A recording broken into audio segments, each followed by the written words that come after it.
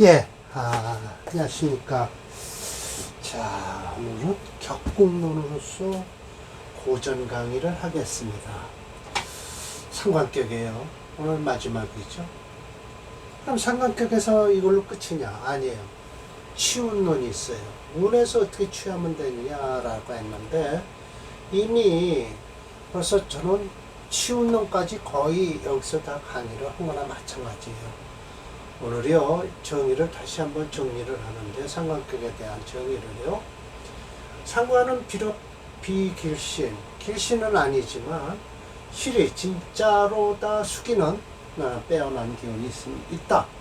그런 이유로 해서 문인학사가 이 격에서 다오, 많이 상관격 내에서 얻기만 하면 많이 얻는다라는 거예요.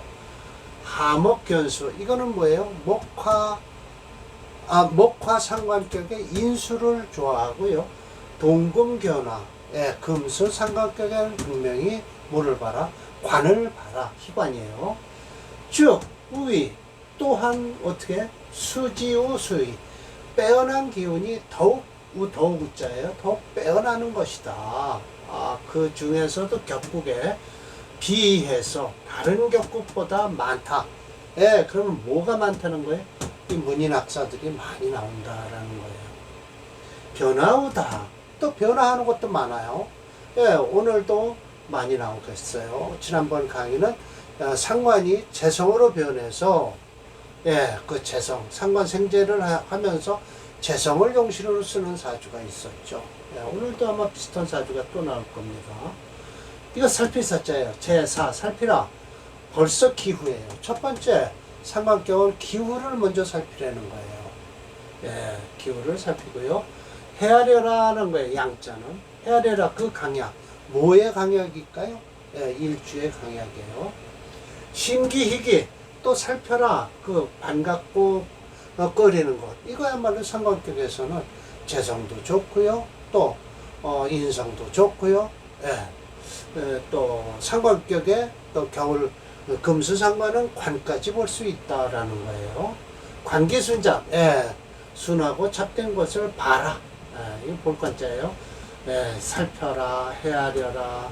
또 이것도 살피는 거죠. 이것도 보라라는 거예요. 미지우미, 더욱 미미하면서 더욱 미미하니 불가지배라. 한 가지로만 이 삼각격은 나쁘다라고만 얘기하지 말라는 뜻이에요. 그래서 첫 번째가 상관생재격이에요. 상관격의 용체, 이런 때는 어떻게 되냐? 신강하면서 재성에 유군이 있어야 돼요. 그러면 전흉위길, 흉이 바뀌어서 길이 된다라는 거예요. 이건 나머지 그럴 것도 없어요. 그래서 사춘방의 사주가요, 토금 상관격이에요. 이 수를 쓰겠다고 하지만 천간으로 수운이 들어오는 건 관계없는데요. 지지에서 화를 쓰고 있어요. 이게 무슨 금체 화목용조예요. 그래서 화를 이렇게 쓰면서도 목이 없어요. 대운에서 목 기다리면 되고요. 수도 천간으로 흐르면 되는데 지지로 흐르면 절대 안 된다. 이게 용신 깨면 큰일 나요. 그렇게 된 것이죠. 그리고 이것도 마찬가지. 설화고가 사례명제 2개를 추천했고요. 상관이 화해서 재성이 되는 경우에요. 좋아요. 이게 뭐예요? 벌써 이게 상관격이죠. 금수 상관격에 해미 목을 해서 이게 재성이 된 거예요. 수체 토화용조예요. 자, 수가 체니까 종조의 수니까 목도 쓸 수 있다. 지지로 목 들어와도 좋아요. 이건 지지로 들어오는 목이 훨씬 좋죠. 훨씬 좋죠. 수가 강하니까요. 참 좋은 사주입니다. 이 사주. 재성과 상관이 유정하면 또 좋다라고 하는 거예요. 그 다음에 이제 상관폐인이에요. 근데 본래 상관격은 일반적으로 상관격은 흉격이라고 해서 인성부터 찾아요. 그러나 그 조건이 있어요. 이게 바로 중요한 것은 뭐냐? 중요한 건 상관이 왕하고요. 일주가 조금 약해야 돼요. 그럼 비로소 수기가 나타난다라고 했어요. 그 인성을 쓰는 이유는 뭐예요? 일주가 좀 약하니까 인성을 도와주고요. 상관이 강하니까 상관을 제해주는 거예요. 눌러주는 거예요. 그래서 패라평정명이 그렇다라고 해서 썼고요. 상관 겸 쓰는데 재성과 인성이 같이 쓸 경우가 있어요. 이런 때는 상관과 인성이 불상해 서로 장애가 되지 말아야 되고, 불상해 서로 장애가 되지 말고 조정중화, 중화를 조정하라 라고 해요.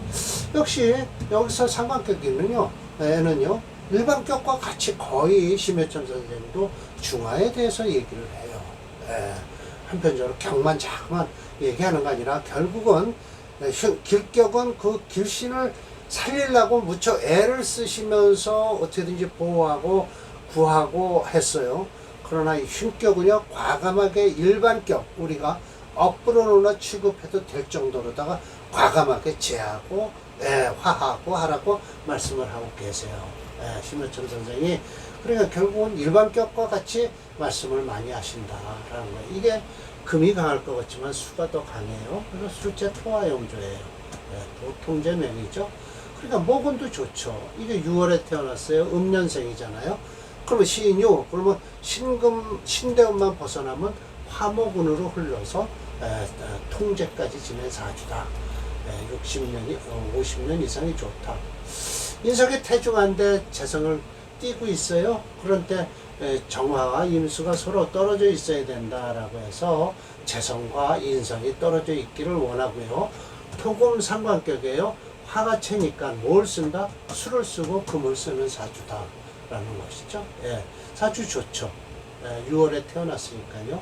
술, 다음에 수운으로 흐르죠. 그러나 목운은 좀 안 좋습니다.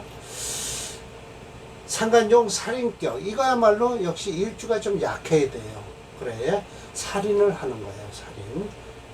상다신약하죠. 그랬을 때는 오직 의지하는 것을 살이 생인해서 그것으로서 방신, 그리고 인성을 쓰니까 어떻게 된다? 또 재상, 상관을 제해서 좋다라는 것이죠.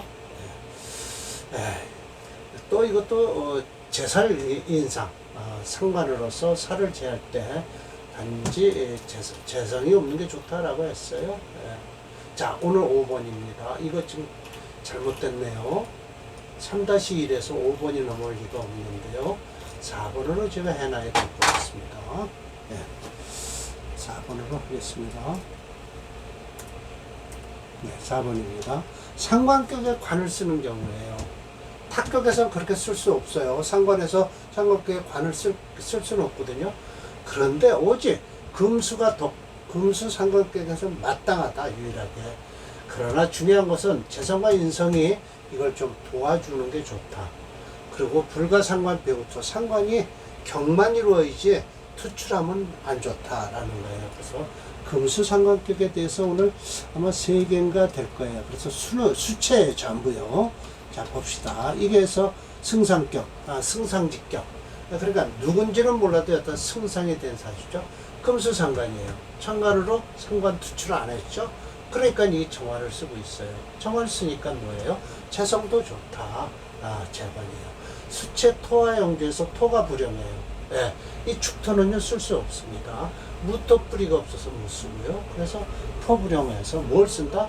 화목용조다라는 거예요. 자월에 태어났어요. 양년생이죠. 그러니까 해자 축대만 벗어나면 목화로 흘러서 아주 좋은 사주가 됐죠. 장계로정, 개수는 지장간에 있고요. 투출하길 정화가 투출했고요. 무토와 간목이 보호하는 거예요. 그래서 관이 등록, 여기 록을 얻었죠. 그래서 소위 이 승상직격이에요. 만약에 고관무보, 외로운 관이 도움이 없다라고 하거나 혹 관상이 병토, 관성과 상관이 같이 투출하면, 즉 발복부대, 발복하기는 해도 그렇게 크지 않다라고 하는 거예요. 제가 이렇게 자세히 설명을 했습니다. 이 명조를 컴퓨터 프로그램이 무게중심 체험 프로그램 수체 토호행조예요. 수호행이 종조행으로 토호행이 용신이고 화호행이 희신이 되지만, 토행은 용력이 부족해요. 불용하고, 차호행은 화행이 용신이 되고, 이를 돕는 모고행 희신이 되었다. 건명 양년님으로 대운이 순행함으로 축대업만 벗어나면 호운이다. 전부 오늘 사례명조 3개가 있는데요. 수체의 대운이 다 잘 흐르고 있습니다. 승상직격을 한번 볼게요. 네. 전부 승상이에요, 오늘은요.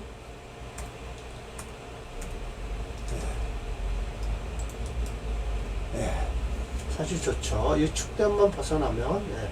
지금 경대원에 와 있으니까 좀 곤곤한데, 그래도 무난히 넘어갈 겁니다. 왜냐하면, 간목도 있고요. 정화가 있어서 경금이 와서 힘을 못 쓰죠. 오화가 있어서 절각이 되므로 훨씬 경금은 그렇게 썩 큰 힘을 발휘를 못할 겁니다.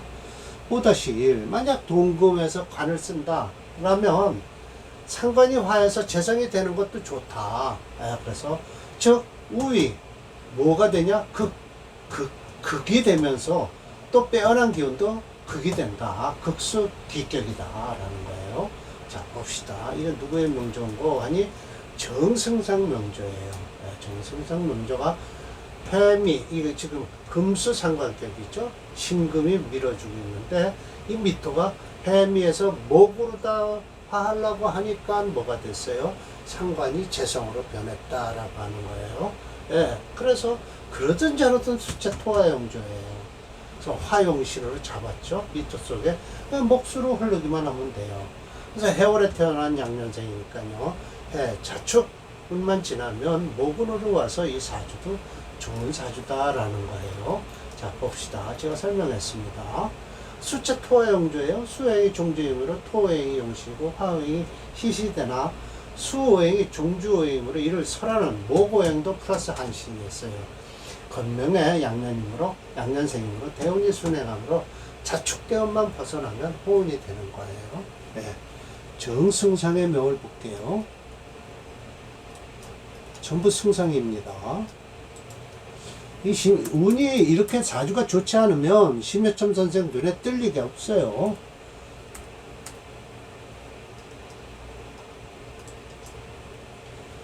예, 좋습니다. 말년이 참 좋네요. 예, 좋게 되네요. 자축운만 벗어나면 인묘, 진대운 피하고요. 예, 지금 병대운에 와 계십니다. 예. 네, 다음 장승상명이에요. 예, 장승상명이에요. 마치라고 해서 또 여기 여라고 해서 그러나 역시 금수가 아니면서 관을 보면 어떨 것인가. 이럴 때는 상관이 화해서 재성을 변하면 된다. 그럼 상관은 비익이 상관이 아니다. 뭘로 얘기하냐? 제왕생관으로 봐서 부작, 상관 경관이라고 하지를 말아라. 야, 아까도 마찬가지예요. 예, 물론 관이 투출했을 경우가 문제라는 거죠. 그랬을 때는 어떻게 할 것이냐? 상관이 재성으로 변하면 된다라는 거예요. 이거 보세요. 토금 상관격이에요. 예, 이게 수체죠. 자진 수국을 했는데 묘하게도요. 이 지금 상관이 또 하나 또 아예 재성이 여기 하나 또 있어요. 그런데 이게 묘미 합을 해서 목을 화해서 이 천간에 투출한 간목이 용신이 되는 거예요. 수체 토화 용조에서 토도 쓰지를 못하고요. 왜? 이 미토가요. 해미 목국을 이루기 때문에 토 용신을 못 쓰고요. 결국은 수를 중심으로 해서 금수 목 중에서 목수를 용신으로 쓰는 사주예요. 그냥 7월에 태어났죠. 양년생이죠. 예, 그러니까 60년은 적어도 유술이 벗어나고 나면 나머지 목화대운으로 수목대운으로 흐르기 때문에 좋은 사주가 되는 겁니다. 자 봅시다. 이 명조는 중심을 달아보면 수체또 토화용조예요. 그래서 수행이 종주행으로 토행이 용시이고 화행이 시시이 되지만 미토는 해미 한목국을 대어 불용하고요. 화오행은 부재불용해요. 없어요. 그래서 종주오행인 수오행을 중심으로 금수목오행인 오행 중 목수오행을 용의시 되었다. 번명의 양년생이므로 대운이 순행함으로 유술대운만 벗어나면 호운이 된다라고 했습니다. 자, 맞습니다. 장승상 사주입니다. 정승상이 아니고요. 장승상 사주입니다.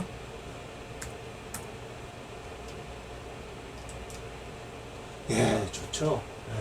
지금 이 자원에 들어와도 아무 관계 없습니다. 저게 목화되어서 목수용신이니까 여기까지 좋네요. 예. 금운이 들어오면 별로 썩 좋지 않습니다. 예.